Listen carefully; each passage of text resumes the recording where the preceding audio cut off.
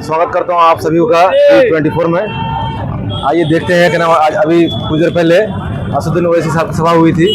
ये भीड़ देखने की है, हकीकत के पूछते सवाल पब्लिक से। आइए देखते हैं। अब बताइए, ये सभा देखने की है हकीकत है? ये सभा देखने की है हकीकत है? हकीकत है। अगली बार वोट आपको किससे जाएगा? कैसा माहौल चल रहा है सर? बहुत अच्छा लगा। बढ़िया। इस बार का नाम वोट किस मुद्दे पर होगा? देखिए आगे सोच क्या होता है। हम लोग चाहते हैं कि शिक्षा अच्छा हो, बच्चे सबका पढ़ाई में अच्छा हो और हॉस्पिटल हो। सर इस बार का नाम क्या मुद्दा रहेगा आपका? अभी फिरौन का दौर है, मूसा जरूर आएगा। अभी फिरौन का दौर है, मूसा जरूर आएगा। बलिष्ठ असदुद्दीन ओवैसी का परचम पूरा भारत देश में लड़ेगा। इस बार सिर्फ पतंग है, बाकी सब खत्म है। दरियापुर का क्षेत्र मेरा सारा वोट पतंग के लिए है। तो सर उधर चरिया साइड में तो वोट नहीं है। हाँ जी, चरिया साइड में वोट नहीं है हर जगह सर। दरियापुर का क्षेत्र लहर चल रही है। हाँ जी, पूरा पतंग ही पतंग है। 2019 में चली थी। हाँ जी सर।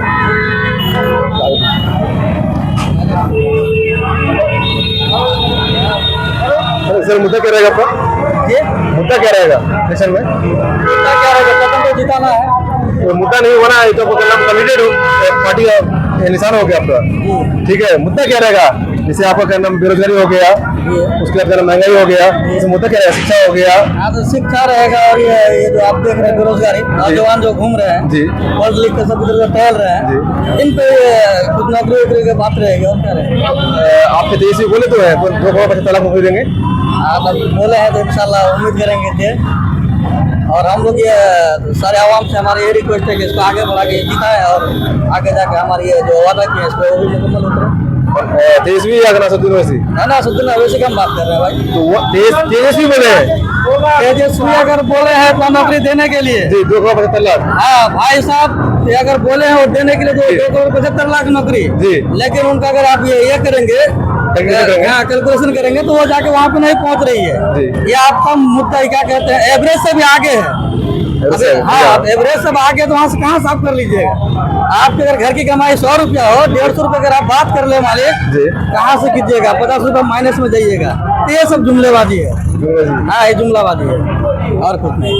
ये सारे के सारे जुमलेबाजी है। इमरान पटोल बोला कि गाड़ी झूठ बोल रहा है। आप कुछ बोल देते हैं। इमरान प्रतापपुर का एक शायर है जी जी, हम तो एक शायर है।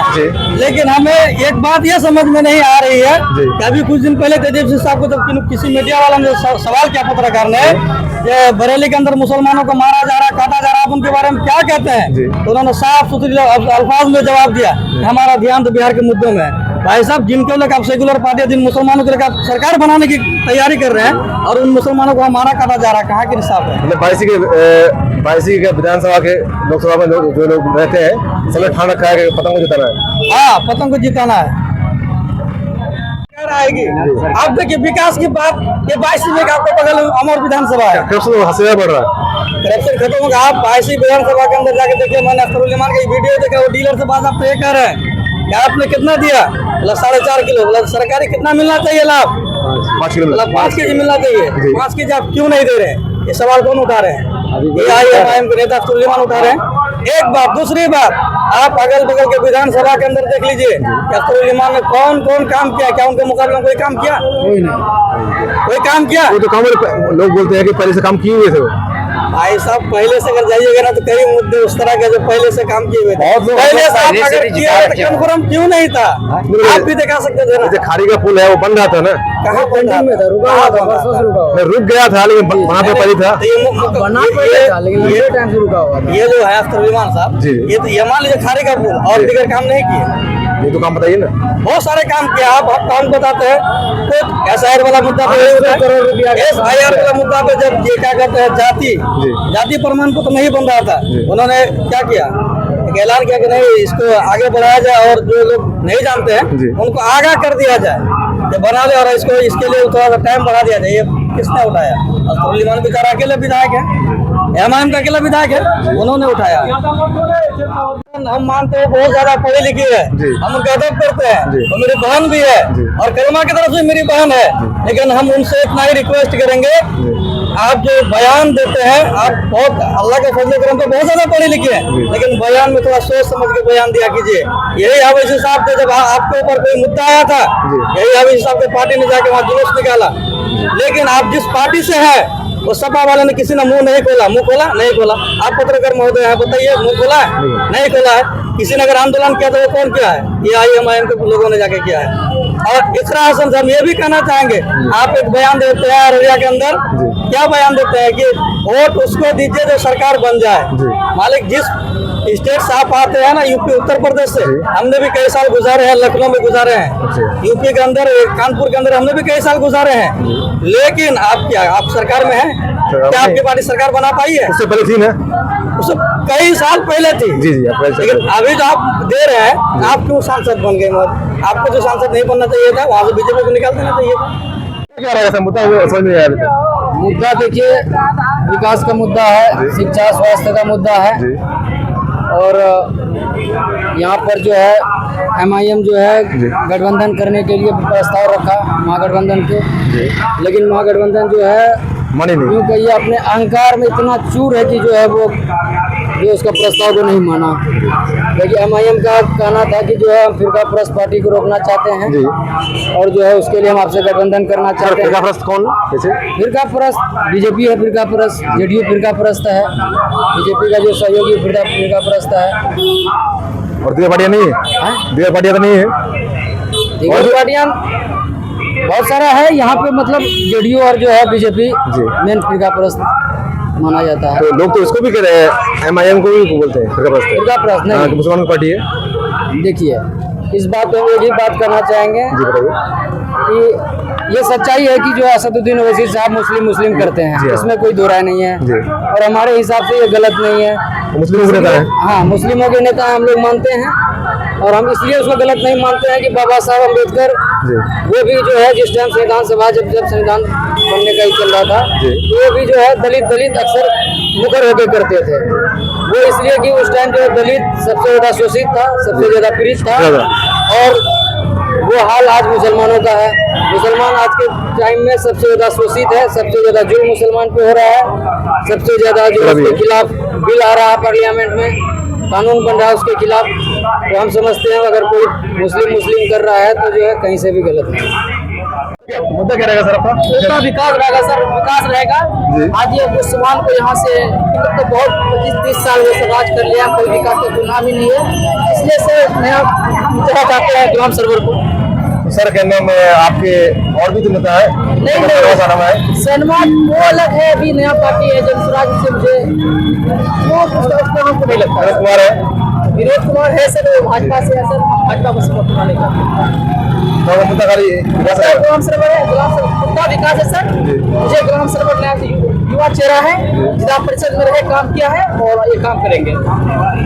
तो ये भीड़ आई हुई थी, ये क्या नाम देखने की भीड़ थी या वोटिंग भी है? असदुद्दीन ओवैसी की फैन है ये जितना भी लोग है, ये असदुद्दीन ओवैसी की फैन है, तब आए हैं ये लोग। तो मुसलमानों की आवाज बात पार्लियामेंट में रखते हैं, ये बोलने वाला नेता है। तो सर और भी आपको नेता है? नहीं है, आजम खान भाई वो समाजवादी पार्टी से बोनिया है, उसको भी हमसे अच्छा नेता मानते हैं। राशन तो आई थी, आई वो लोग बात से निकला जन समाजवादी हमको समाज राजस्व को हमको राजद सही लगता है, लेकिन ऐसी विधानसभा में राजद होने चाहिए, पार्टी बदलना चाहिए और कैंडिडेट बदलना चाहिए। हाजिस्मान अच्छे नेता नहीं कुछ नहीं किया वाजिद उस्मान, वो बुरा है। अब इसको वो तो बोलते हैं कि हर रोड हर नहीं कुछ नहीं किया, उसका बोलने से होगा, विकास देखने से होगा, कुछ विकास नहीं किया। वो तो बनाया है, 5 साल सो के रहता है, इलेक्शन में भी आया, वो भी जाके वोट मांग रहा है। उससे पहले कुछ नहीं सर, है वो पार्टी दल बदलू।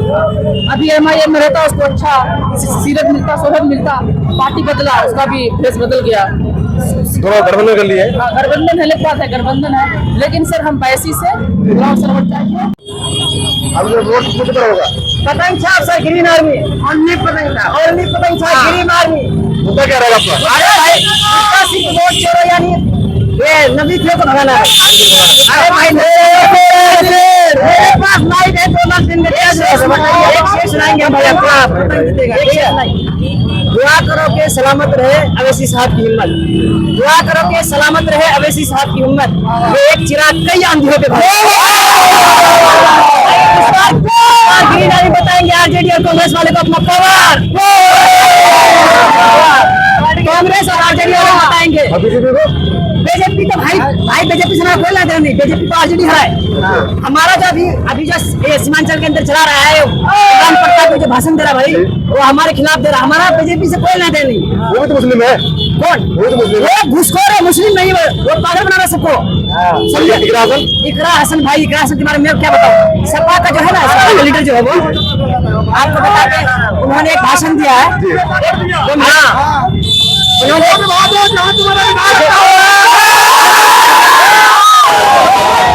मुझे बोलना भाई, इकरा हसन ने एक भाषण दिया है जिसमें कहा है कि जो सरकार बना सकती है आप उन्हें वोट दें। मैं उनसे एक बात कहना चाहूंगा, यूपी में आपकी सरकार बनती नहीं है, 10 साल से नहीं बन पा रही। महाराष्ट्र में आप वहाँ पे क्यों लड़ रहे भाई? आपको तो चुनाव छोड़ देना चाहिए। महाराष्ट्र में आपके अध्यक्ष 2 सीट ला रहे, आपको शर्म आनी चाहिए। इलेक्शन नहीं लड़ना चाहिए, कांग्रेस वाले को इलेक्शन नहीं लड़ना चाहिए, महागठबंधन को इलेक्शन नहीं लड़ना चाहिए। आपकी जब सरकार नहीं बनती, बिहार से हटा दो चुनाव, क्या जरूरत है चुनाव लड़ने की? आप हमें क्या अरे वो सबसे बाप के बेटा से आप उसका बेटा एक बात बोलेगा ऐसी है। आपको कहते हैं कि मतलब पहले बाबू बनाया।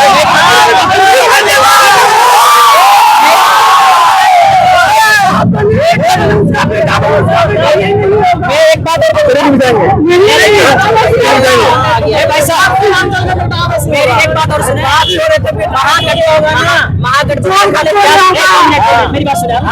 महागठबंधन वाले ज्ञान मिल रहे हैं कि 5-6 सीट रहे तो क्या उखाड़ लोगे। मैं 2019 का लोकसभा चुनाव बता देता हूँ, बिहार से उन्होंने 1 सीट लाया था, क्या उखाड़ लिया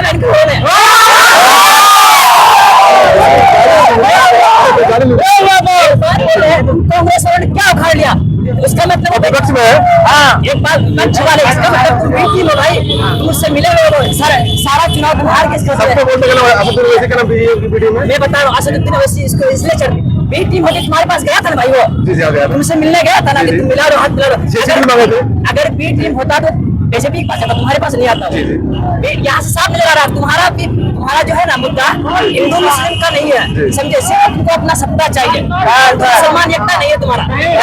अगर हिंदू मुस्लिम एकता होता तो असदुद्दीन ओवैसी साहब को आराम से हाथ मिलाते, महागठबंधन में शामिल करते। लेकिन तुम्हारा क्या था कि हम मुसलमानों को अपने साथ नहीं रखेंगे।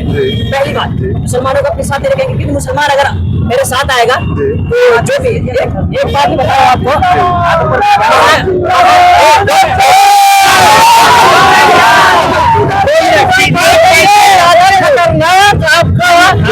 तेजस्वी है।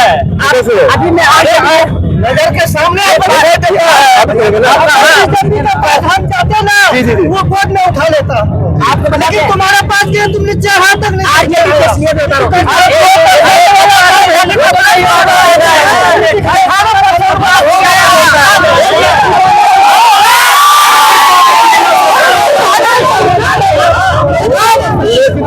मार के है ना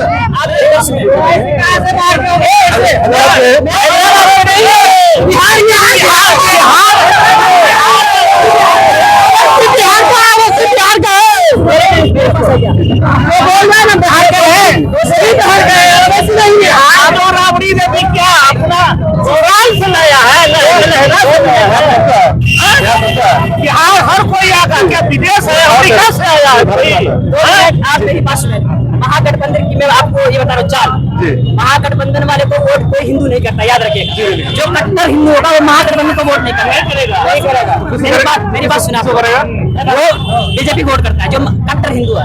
यानी मैं आपको बताता हूँ, विपक्ष में राहुल गांधी है ना, जहाँ से कट्टर हिंदू का सीट है वहाँ से राहुल गांधी को उठा दीजिए, और बीजेपी का कोई भी एमपी हो, घास छीनने वाला एमपी, उसको उठा दीजिए। वहाँ से राहुल गांधी को जीतने में नानी दादी याद आ जाती है।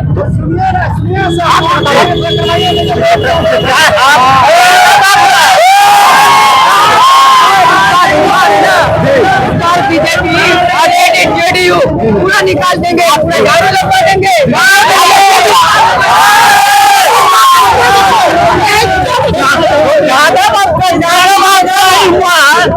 आप महागठबंधन, मैं महागठबंधन की सच्चाई बता रहा हूँ। बोलने दीजिए। महागठबंधन की सच्चाई सुने। महागठबंधन वालों ने अवैसी साहब को इसलिए नहीं लिया क्योंकि जो भी वोट पड़ता है वो यादव समाज से थोड़ा 2-3% पड़ता है। मुस्लिम समाज का जो 18% है वो सब पड़ जाता है कांग्रेस को।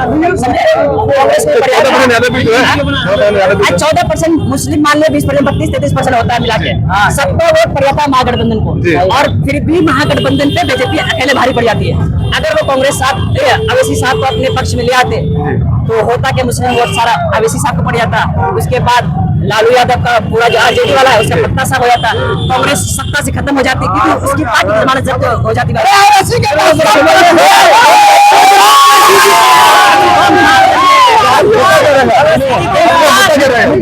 देखिए अभी जो मुद्दा है ना, ये नबी फेल नहीं आना चाहिए, जो पहला मुद्दा है।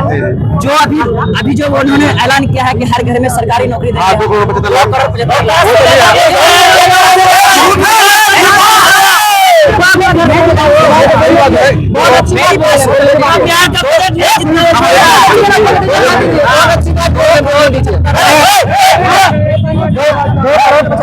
लगाइए 2.75 लाख आदमी को उन्होंने नौकरी देने का वादा किया है। बिहार का बजट है 3 लाख करोड़ रुपए, ठीक है। सालाना जो आप आए मैं थोड़ा बता रहा आपको, 1 मिनट बोलने दीजिए। बिहार की जो बजट है 3 लाख करोड़ रुपए, ठीक है। और हमने जो कैलकुलेट किया है भाई, वो जो लोगों ने कैलकुलेट किया है 1 लाख करोड़ रुपए आता है। यही एक बयान तेजस्वी का बयान है। जब नीतीश कुमार ने वादा किया था कि हम लोगों को नौकरी देंगे, उन्होंने जब वादा किया था तो तेजस्वी यादव ने कहा था खड़ा होकर मंच पे पार्लियामेंट में, तुम कहाँ से लाके दो, बात पे कहाँ से नौकरी लाके दो क्या? अभी वही तेजस्वी मैं पूछता हूँ, तुम किस बात पे फैसला करोगे? 3 लाख करोड़ रुपए बिहार की बजट है सालाना, 9 लाख करोड़ रुपए ये तो गलत है। अगर वोट लेना एक अलग मुद्दा है, वोट लो, लेकिन इस तरह गुमराह करके वोट मत लो। पहली बात। और दूसरी बात जो तुम्हारा है, तुम बोलते हो महागठबंधन जो है ना वो मुस्लिम और गैस फ्री देंगे, उसमें 1000 रुपये सिलेंडर है।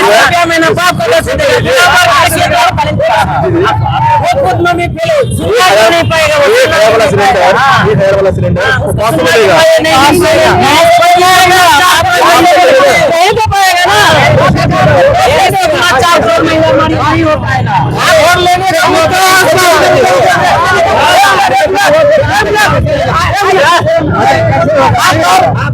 खाकर भैंसों का चारा बात किया था चल नौकरी देंगे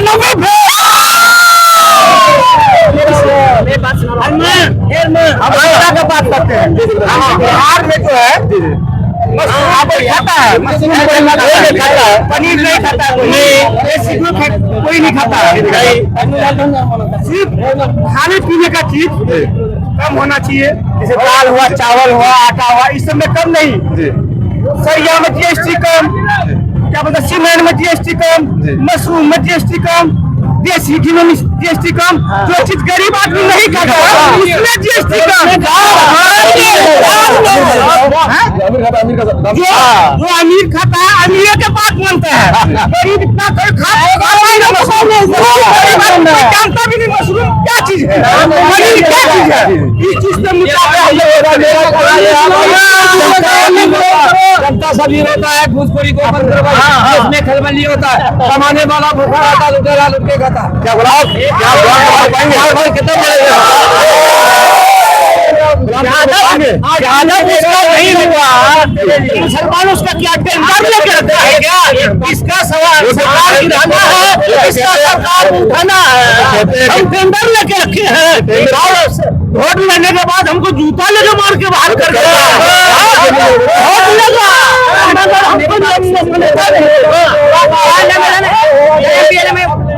बीजेपी का बड़ी जिम्मेदारी है। कह रहे पतंग को वोट मत दो, लालटेन को वोट दो, लालटेन को भगा दे रहे, लालटेन जीते हुए इसलिए पैसे बांट रहे। अब ऐसे अपना पापा घर से नहीं बांटेगा, अब ऐसे तो 100 बार जीतेगा तो नहीं लगाएगा। वैसे मेरे लालटेन छाप दे रहे हैं तो हम लोग को वोट तो नहीं दोगे, नौकरी देंगे, ये देंगे, वो देंगे, भगा हुआ है। क्या बोल रहा है, किसके पक्ष में बोला, क्या बोल रहा है? कहना चाह रहा है लालटेन मैं सुना रहा हूँ आपको, नहीं समझ पाया आप, हमारी बात सुनिए। जी जी। ये लोग बोलते हैं 4-5 सीट पिछले साल अरे क्या कर रहे हैं? पिछले इलेक्शन में हमने 5-6 सीट जीता, 5 सीट जीता। तो आरजेडी और कांग्रेस वाला कहना है 5 सीट ये जीतते हैं, इसका एमएलए भाग जाता है। मैं उनसे एक बात ये वो कहूँगा, कहते हैं अपने एमएस वाले पाते हैं। मैं उनसे एक बात कहूँगा, हमारा एमएलए जो भागा था वो आरजेडी के पास गया था। जी। मुकेश सैनी आपको याद है कौन है वो? जी। महागठबंधन जिसको डिप्टी सीएम बना रहे हैं वो। जी, जी। मुकेश सैनी के पास 4 एमएलए था, ठीक है। जी, जी। उनका 3 एमएलए भागे कहाँ गया कोई बताए हमें? भाजपा में गया। अगर हमारा अवैसी का कोई एमएलए भागेगा वो राजद या कांग्रेस में जाएगा, ये मेरा वादा है, ठीक है। अगर उनका कोई एमएलए भागा तो भाजपा में जाएगा, समझे। इसलिए अपने मुकेश सैनी जिसको तुम डिप्टी सीएम बना रहे हो, उनके एमएलए का कोई ठिकाना नहीं है। पिछले बार तुम्हारी सरकार गिरी हुई इसी वजह से, तुमको 7 एमएलए की कमी थी, इसमें 4 इसको खरीद लिए, सोचे वहां से मुकेश सैनी के पास है ही, मुकेश सैनी से बात बिगड़ी तुम्हारी, और उसके बाद उनका 3 सीएम भाग के एमएलए, उनका 3 एमएलए भाग के बीजेपी में चला गया। और उसके वजह से आज तुम हमें ताना दे रहे हो भाई कि इनका जो 5-6 एमएलए जीतता है ये क्या उखाड़ लेंगे बेटा। अरे वो पार्टी हमें ज्ञान दे रही है जो पूरे ऑल इंडिया लड़ती है इलेक्शन, वहाँ कुछ नहीं कर पाती हो। तेलंगाना ऑल इंडिया 28 राज्य है, वहाँ पे वो पार्टी 29 हो गया है। अब 29 हो गया है, लेकिन हर राज्य में लड़ती है इलेक्शन। वहाँ पे बताइए आप कांग्रेस की सरकार कितने राज्य में, कोई बताए हमें कितने? 3 से 4 राज्य में होगी, इससे ज्यादा नहीं होगी, ठीक है। 21 राज्य के अंदर भाजपा की सरकार है, ठीक है। गठबंधन भी है, कांग्रेस और गठबंधन है, गठबंधन, ठीक है। 21 राज्य में भाजपा सरकार लड़ रही है, लेकिन मैं चाह रहा हूँ आपको, अगर जनता इतना ही चाहती है कांग्रेस को, तो यहाँ पर 90% जो आबादी है वो 80% वो हिंदुओं की आबादी है, ठीक है। आप अगर इतने ही लोकप्रिय नेता हैं, इतने ही महान नेता हैं, अगर आप इतने ही अच्छे नेता हैं, तो 2024 का चुनाव जो हुआ था उसमें एक तरफा वोट देकर तुम्हें आपको जिता देता। 2 बार इंसान से गलती होती है, तीसरी बार नहीं होती, याद रखिएगा। पहली बार 2014 में गलती हुई, दूसरी बार 2019 में, मतलब 2 बार गलती हो गई। तीसरी बार कोई भी इंसान गलती नहीं करेगा जानकर भी, क्योंकि तीसरी बार, और अगर आप इतना ही अच्छा नेता होते तो तीसरी बार जनता आपको वोट देकर भारी मतों से तरफा करके जिता देता। लेकिन आप लोकप्रिय नहीं, आप कभी देखते हैं कभी झाड़ू पकड़ लेते हैं मारने के लिए, कभी कुछ, इसीलिए क्योंकि आपको जनता नहीं चाहती। एक बात लोग बोलते हैं बीजेपी लूट मार के खाता है, बीजेपी अकेले खाती है इसलिए सबके नजर में चढ़ी हुई है। कांग्रेस जो है मिल बांट के खाती है, इसलिए किसी की नजर में नहीं पड़ी। हमने कांग्रेस में जब तक 75 साल 78 साल आजादी की हुई है, कांग्रेस ने 60 साल लगभग हुकूमत किया, ठीक है। कांग्रेस की ही हुकूमत में बिहार हमारी इतनी पीछे चली गई, ये कांग्रेस की देन है। इतना घटिया जो बिहार को बनाया गया ये आरजेडी कांग्रेस कभी भी हमारी हिमायती नहीं था, कांग्रेस कभी भी हमारी हिमायती नहीं थी। इसलिए कांग्रेस और आरजेडी, ये जो एक बार कोई भी पार्टी, एक से तुम अकेले पार्टी थे कांग्रेस वाले, जब उनको लगा कि हम अकेला नहीं जीत सकते हैं, उन्होंने महागठबंधन सबको शामिल कर लिया। उसमें तो आपको दिक्कत है, नेता भी तो है, कोई दिक्कत नहीं, उनको उन्होंने खरीद रखा है। आपको बताते हैं कोई भी नेता हमारे हक के लिए पार्लियामेंट में आज तक नहीं बोला, आज तक किसी ने भी हमारे हक के लिए नहीं बोला।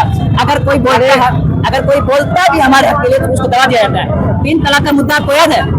जब 3 तलाक का मामला आया था तो ये मौलाना असरारुल हक साहब थे कांग्रेस वालों किशनगंज से, उनकी आवाज दबाई गई थी, कांग्रेस वालों की आवाज दबाई गई थी कि आप नहीं बोल सकते उस पर 3 तलाक का मुद्दा पे। वो हमारे हिमायती कैसे हो गए? कांग्रेस पे ही थे, मैं मानता हूँ कांग्रेस, लेकिन कांग्रेस हमारे पक्ष में भी हमारी आवाज उठाने देती उनको, वो हमारा को आवाज उठाने दिया ही नहीं, जरा सा भी नहीं, उसको आवाज दबा दी पूरा, बिल्कुल ही दबाई गई थी, साफ दबा दी गई थी। मौलाना साहब अक्सर को आवाज नहीं उठा दी। उस वक्त कोई अगर एक मर्द मुजाहिद कर रहा था वो वैसे था, वो अकेले पार्लियामेंट को छोड़ रहा था, वो सिर्फ पार्लियामेंट हर जगह वो अपनी आवाज हर जगह सबसे पहले आवाज पार्लियामेंट हो या कहीं पे भी। अरे आरजेडी वालों को क्या पता है, वो तो जाहिल, वो नमी फेल है, वो औकात से ज्यादा बोलता है। वो बोलता है कि हम 2500 रुपया महीना देंगे और 275 करोड़ आदमी को हम नौकरी दो, बाप उसका बाप देगा नौकरी। बिहार का पूरा बजट है 200 करोड़, वो 275 को कैसे नौकरी देगा?